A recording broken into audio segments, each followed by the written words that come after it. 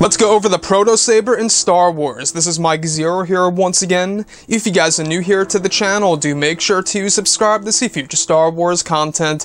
Now, in case you guys are unaware of this, Disney and Lucasfilm plan on transitioning a ton of Legends material back into the Disney canon, one of which they already had succeeded with, and that is of course the Proto Saber appearing within the Hyper VR experience called Secrets of the Empire that you guys can go ahead and experience at any of the Disney parks such as Disneyland and Disney World.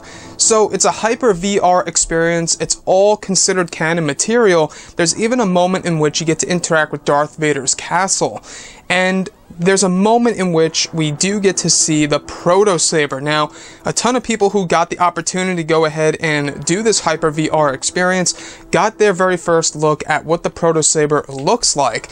And it actually is described to really mimic what the elites in the Halo video games use. Those swords, they really do mimic that. It's a prototype lightsaber that's actually in the Disney canon right now and will be appearing in future Star Wars canon, whether that's comic books, novels, maybe even video games or movies for all we know.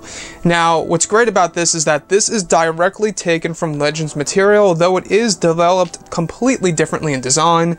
This was actually taken from a Legends piece called Star Wars Tales of the Jedi, The Golden Age of the Sith. However, the new prototype saber that they actually introduced in the Disney canon called the Proto Saber, it actually has a hilt, alright? The hilt is actually considered to be a crossguard, though without a vent at all. Now, very much like crossguard lightsabers, alright, they actually have two prongs.